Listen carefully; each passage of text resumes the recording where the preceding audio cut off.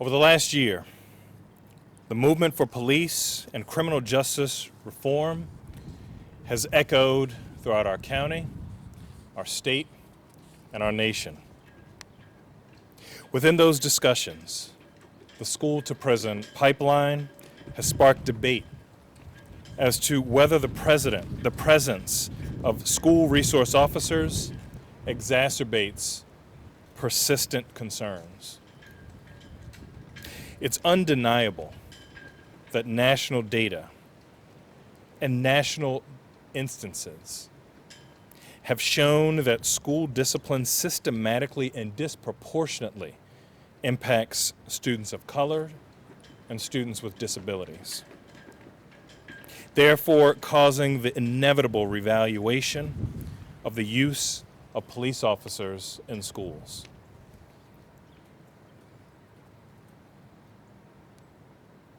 While national data and discourse can inform broad policy changes, attempts to implement locally remain challenging. In many instances, our school resource officers, or SROs, serve as a valuable part of the unique fabric of our schools and community here in Howard County. Since the implementation of the program here in 1996, the role of SROs has been multifaceted as we have worked toward that ideal of preventative mediation measures,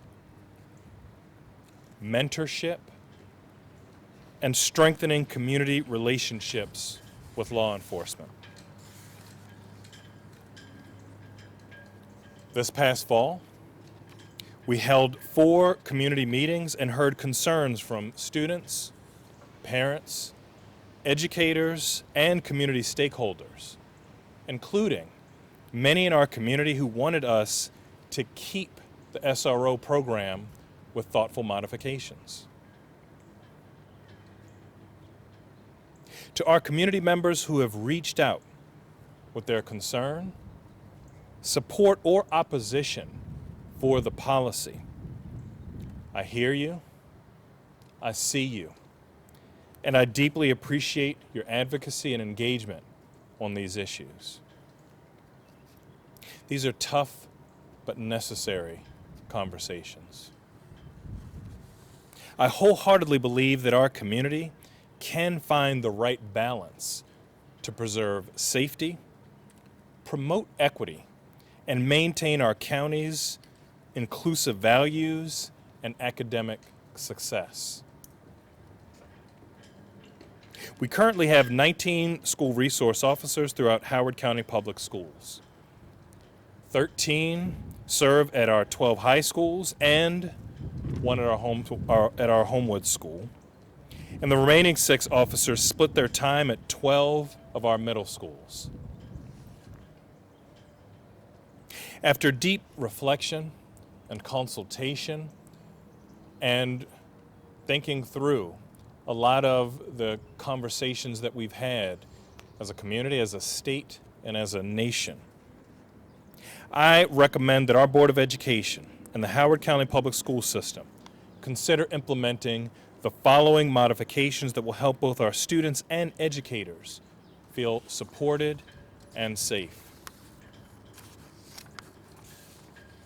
I'm proposing the following policy changes, including withdraw all SROs from middle schools, require SROs to wear body-worn cameras when on school campuses, transition to a softer uniform to enhance approachability, ensure that SROs will not be involved in any school-based disciplinary infractions, require combined equity training of SROs and all school system personnel, require an annual review of the MOU that details the policies and standard operating procedures of the SRO program.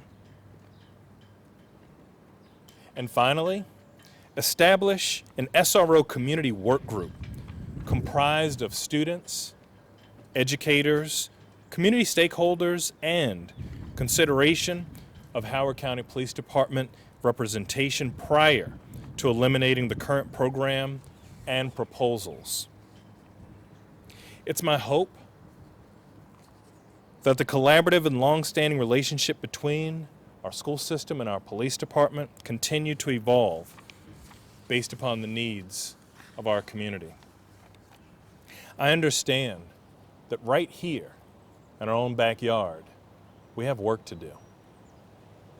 I believe that moving forward and implementing these recommendations for the fall 2021-2022 school year will serve as the support that our community needs as we move toward safety, equity, and healing.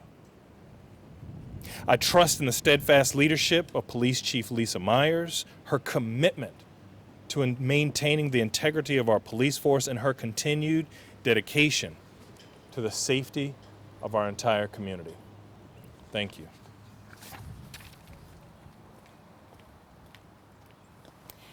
Next up is Howard County Police Chief Lisa Myers.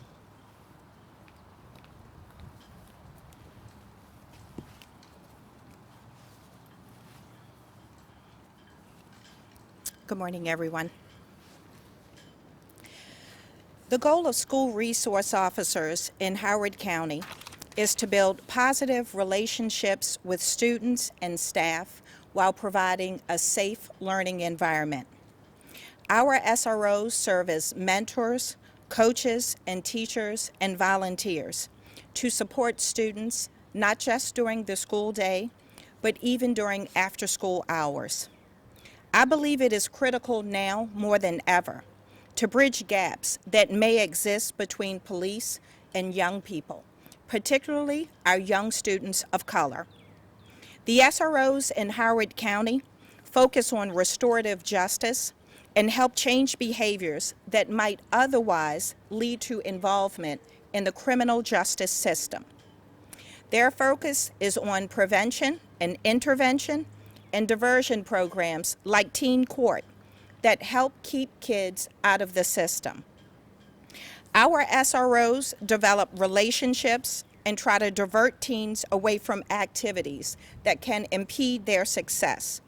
They create positive interactions and mutual understanding that transcend the school environment. That is why it is important to continue the program. We can and should always be willing to evaluate and make improvements and grow with the needs of the community. The high school years are times to recognize the challenges for our children and to make sure we are helping them to succeed. We are partners with school staff and administrators, but we don't want our SROs involved in simple disciplinary matters for age-appropriate behavior.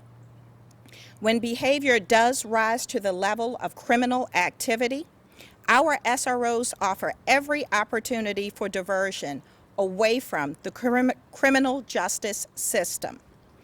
Our goal is to contribute to helping our kids enter the world well-educated and well-rounded people on a path to success. Our Howard County school resource officers are a diverse group of men and women who absolutely love what they do. They are committed to the safety and betterment of all of the students that they serve. The officers who have requested to work in the schools are vetted to ensure they have the right temperament to work amidst high school students, both inside the schools and with after schools and summer programs. We maintain our ongoing commitment to work with school personnel to ensure equity and restorative justice programs. I believe we can find a way to build upon our successes of the SRO program while addressing those things that could benefit from modification.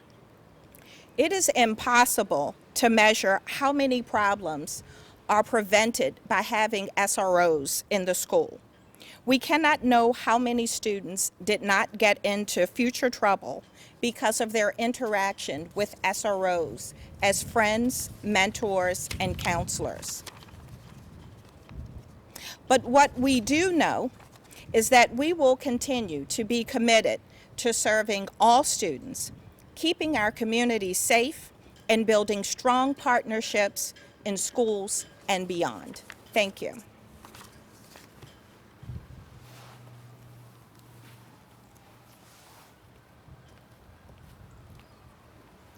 And finally, our Howard County State's Attorney, Rich Gibson.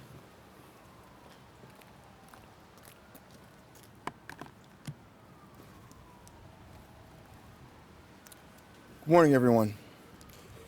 In Howard County, it is overwhelmingly more likely that a juvenile enters the justice system due to robbing someone of their cell phone while on a bike path in Columbia than being charged for some interaction that occurred on school grounds. Due to my desire to ensure that my office was not perpetuating problematic aspects of our society, shortly after being elected into office, I looked into the existence of the school-to-prison pipeline in Howard County. My goal was to dismantle it, if in fact it was impacting justice in our community. The school-to-prison pipeline, as I define it, is a systematic and wholesale transfer of our youth, in particular black and brown youth, from the education system to the criminal justice system.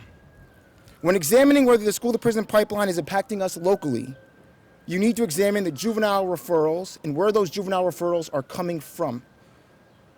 A juvenile referral is a request for law enforcement involvement to address a problem with an underage person.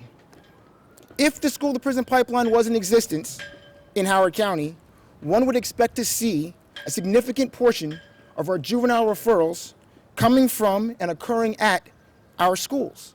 But that was not the case. Prior to the pandemic shutdown, from March 1st, 2019, through March 31st of 2020, Howard County had approximately 255 juvenile referrals. Out of those approximate 255 juvenile referrals, 24 were charged by SROs, raised by SROs. The other four, there were four more associated with school grounds that were related to regular patrol officers going to school and interceding in a situation involving a youth. Therefore, the remaining referrals came from the community. So that means roughly 10% of the total number of juvenile referrals are coming from schools, and roughly 90% of the juvenile referrals are coming from the community. This is not to say that the school-to-prison pipeline is a myth. Rather, it is a very real thing capable of monstrous impact on our community and on communities in general and on our children. But the most recent evidence that we have does not seem to support its existence in our community. County Executive Calvin Ball's proposals seem to strike an appropriate balance between the valid concerns on both sides of the SRO argument, how SROs are dressed, prohibiting school officials from using SROs in administrative disciplinary issues, the curated selection of the right trained and dedicated officers to become SROs in the first place, and establishing a dialogue, an ongoing dialogue between the community and the people running the SRO program to address and tweak concerns as they arise. The goal is to create a safe space for our students and our school staff to interact and for our children to learn and grow. Thank you.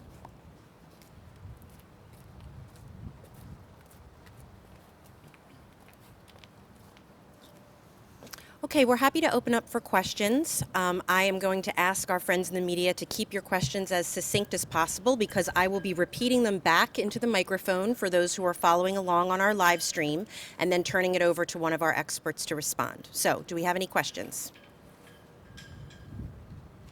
Yes. So is this partly about fostering better community relations with police from a young age? The question is this about fostering better community relations with police from a young age?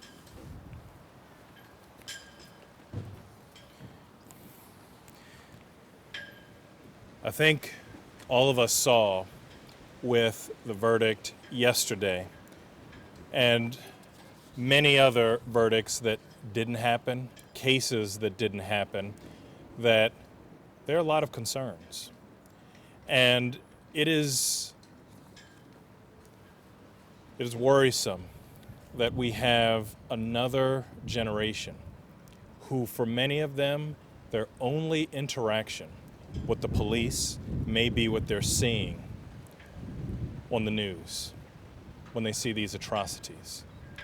So there is an opportunity to foster better relationships and a better understanding between the police, the community, and our youth, so that hopefully we can grow the next generation to not feel as anxious, as afraid as current and past generations when it comes to police interaction.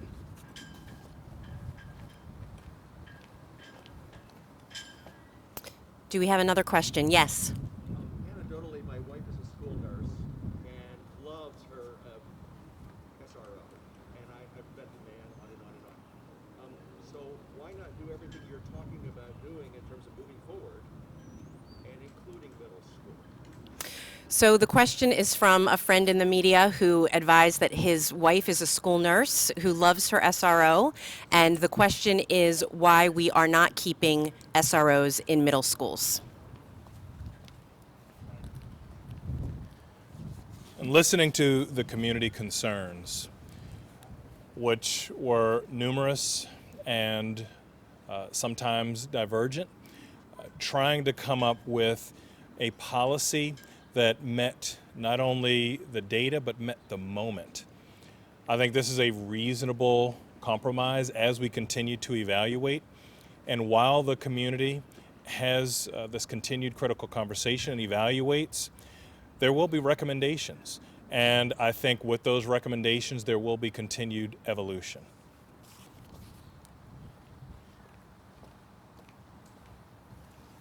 Okay, anyone else?